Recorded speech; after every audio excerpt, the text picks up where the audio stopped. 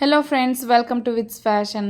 ಒಂದು ವಾರದ ಹಿಂದೆ ಸಂಡೇ ನನ್ನ ಫ್ರೆಂಡ್ ಮಗನ ನಾಮಕರಣ ಇದ್ದಿದ್ದರಿಂದ ತಲ್ಲೂರಿಗೆ ಹೋಗಬೇಕಾಗಿತ್ತು.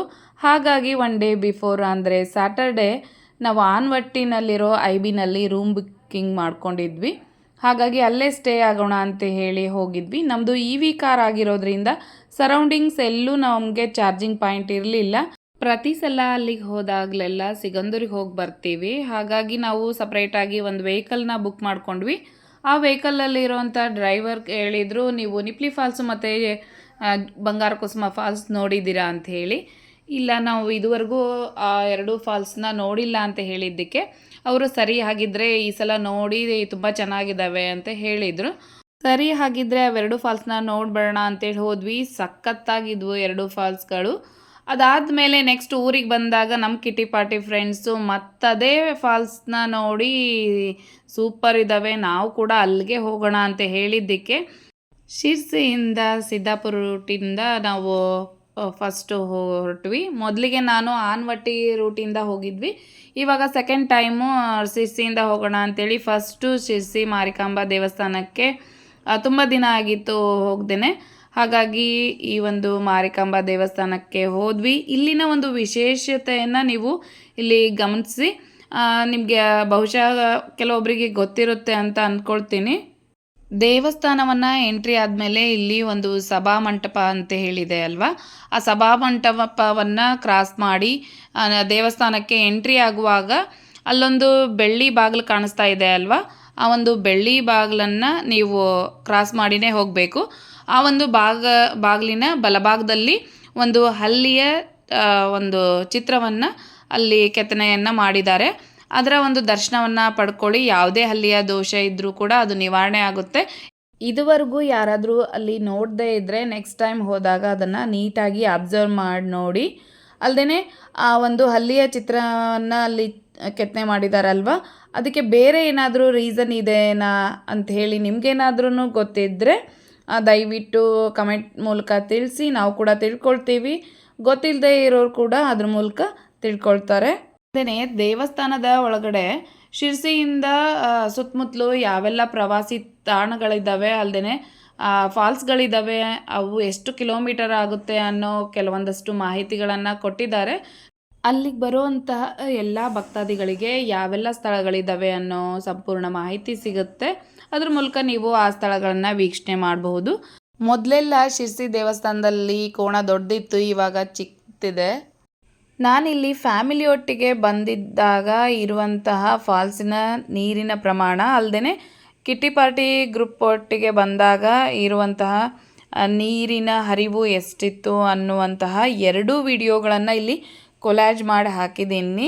ಒಂದು ವಾರದ ಮುಂಚೆ ಬಂದಾಗ ನೀರು ಯಾವ ರೀತಿ ಇತ್ತು, ಒಂದು ವಾರ ಆದಮೇಲೆ ಬಂದಾಗ ನೀರಿನ ಹರಿವು ಎಷ್ಟು ಹೆಚ್ಚಾಗಿತ್ತು ಅನ್ನೋದನ್ನು ನೀವೇ ಅಲ್ಲಿ ಅಬ್ಸರ್ವ್ ಮಾಡಿ ನೋಡಿ.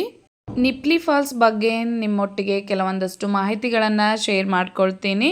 ನಾವು ಧಾರವಾಡದಿಂದ ನಿಪ್ಲಿ ಫಾಲ್ಸ್ಗೆ ಹೋಗೋದಕ್ಕೆ ಒಂದು 4 hours ಟೈಮ್ನ ತೊಗೊಂಡ್ವಿ. ಅಂದರೆ ನಾವು ಧಾರವಾಡದಿಂದ ಫಸ್ಟು ಶಿರ್ಸಿ ಮಾರಿಕಾಂಬಾ ದೇವಸ್ಥಾನದಲ್ಲಿ ದೇವರದ ದರ್ಶನ ಮುಗಿಸ್ಕೊಂಡು ಮತ್ತೆ ಶಿರ್ಸಿಯಿಂದ ನಿಪ್ಲಿ ಫಾಲ್ಸ್ಗೆ ಬರೋದಕ್ಕೆ 1 hour ಟೈಮ್ನ ತೊಗೊಂಡ್ವಿ. ಕರ್ನಾಟಕದ ಉತ್ತರ ಕನ್ನಡ ಜಿಲ್ಲೆಯ ಸಿದ್ದಾಪುರ ತಾಲೂಕಿನಲ್ಲಿರುವಂತಹ ನಿಪ್ಲಿ ಫಾಲ್ಸ್ ಅಥವಾ ಇದನ್ನು ಹುಸೂರು ಫಾಲ್ಸ್ ಅಂಥೇಳಿ ಕೂಡ ಕರೀತಾರೆ. ಇದೊಂದು ಅದ್ಭುತವಾದಂತಹ ಅಲ್ಲದೆ ಸುರಕ್ಷಿತವಾದಂತಹ ಪ್ರವಾಸಿ ತಾಣ ಅಂತಲೇ ಹೇಳ್ಬೋದು. ಹೊಸೂರು ಅಣೆಕಟ್ಟಿನ ಹಿನ್ನೀರಿನಿಂದ ಉಕ್ಕಿ ಹರಿಯುವಂತಹ ಈ ಒಂದು ಜಲಪಾತದಲ್ಲಿ ಯಾವುದೇ ರೀತಿಯ ಜಾರುವ ಭೀತಿ ಇಲ್ಲದೇ ಕುಟುಂಬ ಸಮೇತರಾಗಿ ಅಲ್ಲದೆ ಮಕ್ಕಳೊಟ್ಟಿಗೆ ನೀವು ಹೆಚ್ಚಿನ ಒಂದು ಸಮಯವನ್ನು ಕಳೆದು ಅವರೊಟ್ಟಿಗೆ ಆಟ ಆಡಬೇಕು ಅಂತ ಹೇಳಿದರೆ ಅಂಥವರಿಗೆ ಹೇಳಿ ಮಾಡಿಸಿದಂತಹ ಸ್ಥಳ ಅಂತಲೇ ಹೇಳಬಹುದು. ಹಾಗೆಯೇ ಇಲ್ಲಿನ ಒಂದು ವಿಶೇಷತೆ ಏನು ಅಂತ ಹೇಳಿದರೆ, ನೀರು ಬಂಡೆಗಳ ಮೇಲೆ ವೇಗವಾಗಿ ಧುಮುಕೋದಿಲ್ಲ. ಅದರ ಬದಲಾಗಿ ನದಿಯ ನೀರು ಹುಸೂರು ಅಣೆಕಟ್ಟನ್ನು ದಾಟಿ ಸುಮಾರು 200 ಮೀಟರ್ಗಳಷ್ಟು ಹರಿದು ಬರುತ್ತೆ. ಅಲ್ಲದೆ ಸರಿಸುಮಾರು 20 ಅಡಿ ಎತ್ತರದಿಂದ ಹಾಲಿನ ನೊರೆಯಂತೆ ಅದು ಕೆಳಗಡೆ ಬೀಳುತ್ತೆ. ಆ ಒಂದು ದೃಶ್ಯವನ್ನು ನೋಡೋದಕ್ಕೆ 2 ಕಣ್ಣು ಕೂಡ ಸಾಲೋದಿಲ್ಲ, ಅಷ್ಟು ಸೂಪರ್ ಆಗಿರುತ್ತೆ ಗೊತ್ತಾ. ಇದು ಉತ್ತರ ಕನ್ನಡದ ಅತ್ಯಂತ ಸುರಕ್ಷಿತ ಜಲಪಾತಗಳಲ್ಲಿ ಒಂದು ಅಂತಲೇ ಹೇಳ್ಬಹುದು. ನೀರಿನ ಆಳ ಹೆಚ್ಚಿಲ್ಲದೆ ಇರೋದ್ರಿಂದ ಈಜು ಬರದೇ ಇರೋವಂಥವ್ರು, ವಯಸ್ಸಾದಂಥವ್ರು, ಅಲ್ಲದೆ ಚಿಕ್ಕ ಮಕ್ಕಳು ಕೂಡ ಯಾವುದೇ ಅಪಾಯವಿಲ್ಲದೇ ನೀರಿನಲ್ಲಿ ಆರಾಮಾಗಿಯೇ ಆಟ ಆಡ್ಬೋದು. ವಾರದ ಹಿಂದೆ ಇಲ್ಲಿಗೆ ಬಂದಾಗ ನೀರಿನ ಹರಿವು ತುಂಬಾ ಕಡಿಮೆ ಇದ್ದಿದ್ದರಿಂದ ನಮ್ಮ ಚಾಂಪಿಯನ್ಸು ಆ ನೀರಿಗಿಳಿದು ಯಾವ ರೀತಿ ಸ್ನಾನ ಮಾಡ್ತಿದ್ದಾರೆ ಅಂತೇಳಿ ನೋಡಿ, ಅವ್ರ ಖುಷಿ ನೋಡಿ ಎಷ್ಟಿದೆ ಅಂತೇಳಿ. ಆಗ ನೀರಿನ ಹರಿವು ಕಡಿಮೆ ಇದ್ದಿದ್ದರಿಂದ ಈ ರೀತಿ ಸ್ನಾನ ಮಾಡೋದಕ್ಕೆ ಮಕ್ಕಳು ಖುಷಿ ಪಡೋದಕ್ಕೆ ಚೆನ್ನಾಗಿ ಅನ್ನಿಸ್ತು.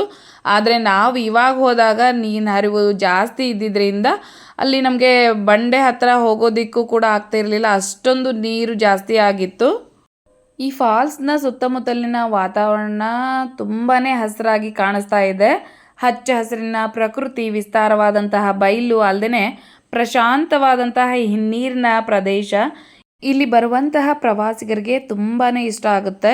ಈ ಫಾಲ್ಸ್ ನೋಡೋದಕ್ಕೆ ಸೂಕ್ತವಾದಂತಹ ಸಮಯ ಜೂನ್ನಿಂದ ಅಕ್ಟೋಬರ್ ಅಂತಲೇ ಹೇಳ್ಬಹುದು. ಈ ಒಂದು ಸಮಯದಲ್ಲಿ ಇಲ್ಲಿರುವಂತಹ ಎಲ್ಲ ಫಾಲ್ಸ್ಗಳು ಮೈದುಂಬಿ ಹರಿಯೋದ್ರಿಂದ ಭೇಟಿ ನೀಡೋದಕ್ಕೆ ಸೂಕ್ತವಾದಂತಹ ಸಮಯ ಅಂತಲೇ ಹೇಳ್ತೀನಿ.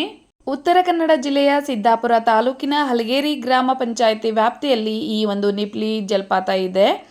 ಇದು ಜಗತ್ಪ್ರಸಿದ್ಧವಾದಂತಹ ಜೋಗ್ ಜಲಪಾತಕ್ಕೆ ಸುಮಾರು 12 ಕಿಲೋಮೀಟರ್ ಅಥವಾ 20 ಕಿಲೋಮೀಟರ್ ಇರ್ಬೋದೇನೋ ಅಷ್ಟು ದೂರದಲ್ಲಿದೆ. ಸಿದ್ದಾಪುರದಿಂದ ಮಾವಿನಗುಂಡಿ ಮಾರ್ಗವಾಗಿ ಸುಮಾರು 6 ಕಿಲೋಮೀಟರ್ ದೂರ ಪ್ರಯಾಣ ಮಾಡಿದರೆ ಈ ಒಂದು ನಿಪ್ಲಿ ಫಾಲ್ಸನ್ನು ನೀವು ತಲುಪಬಹುದು.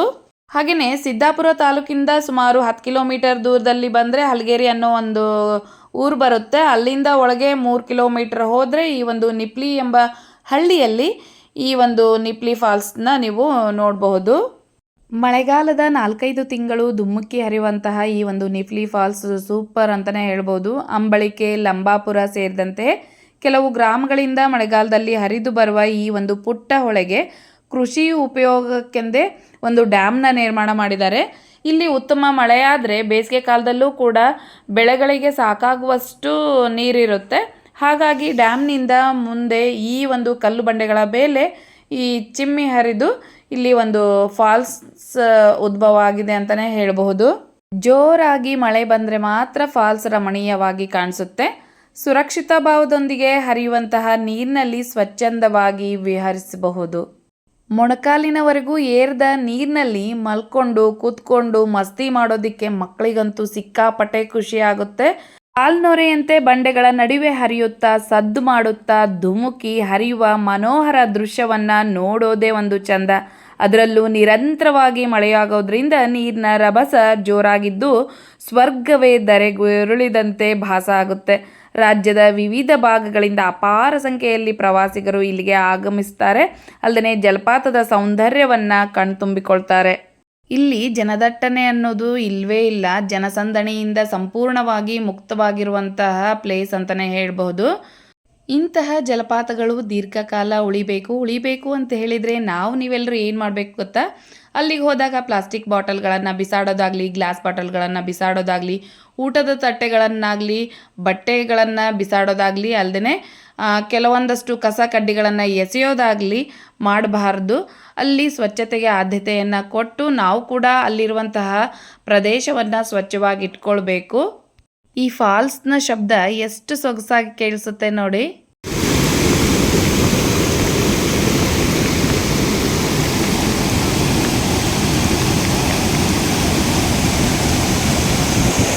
ಹೀಗಿತ್ತು ಇವತ್ತಿನ ಒಂದು ಟ್ರಾವೆಲ್ ವಿಡಿಯೋ. ನಿಮ್ಮೆಲ್ರಿಗೂ ಇಷ್ಟ ಆಯಿತು ಅಂತ ಅಂದ್ಕೊಳ್ತೀನಿ. ಇದರ ಬಗ್ಗೆ ಹೆಚ್ಚಿನ ಮಾಹಿತಿ ಬೇಕು ಅಂತ ಹೇಳಿದರೆ ಕಮೆಂಟಲ್ಲಿ ತಿಳಿಸಿ.